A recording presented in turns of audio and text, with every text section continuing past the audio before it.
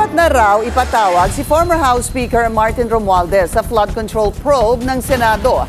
Tingin ni Senator Rodante Marcoleta. Kilala ni Romualdez ang utak ng iskandalo. Si Zaldico kaya ito? Yan ang agenda report ni Dexter Ganibe ng Abante.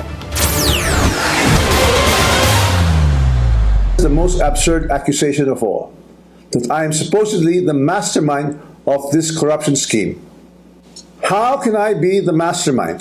Gaya ng kasabihang ang isda ay nahuhuli sa bibig, ganun din umano ang naging public address ni dating House Speaker at late Representative Martin Romualdez. Sabi ni Senator Rodante Marcoleta, ang pag-amin na hindi siya ang mastermind ay nangangahulugang may alam siya kung sino. At hindi niya itinatanggi sa nasabing statement ang kanyang involvement sa pinakamalaking corruption issue sa gobyerno, lalo na sa kanyang babala na ilalahad ang lahat ng kanyang baraha.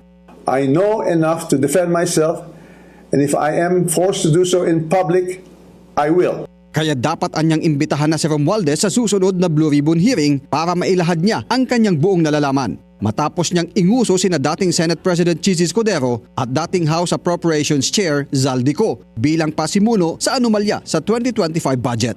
Pero para sa dating political consultant Nico na nagpakilalang si Mr. M, malabo na ang resigned congressman ang mastermind. He's been a billionaire for a very long time. No, parang I think it's blown out of proportion. No, but like I said, he's been rich long before he even entered politics. He was since 30s billionaire na yan.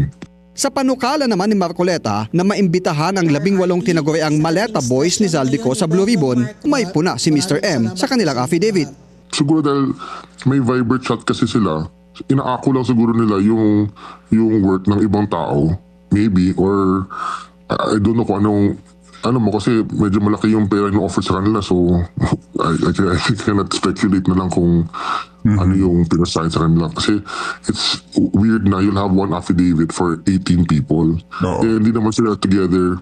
Una nang sinabi ni Mr. M na aabot sa 120 ang mga bodyguard na pinapasahod ni Ko noong siya pa ay kongresista. Pero naka-assign daw sila sa iba't ibang opisina at opisyal ng kanyang mga kumpanya at shifting ang schedule kaya hindi madalas nagpapang-abot sa trabaho. Para sa agenda, Dexter Ganibe, Abante.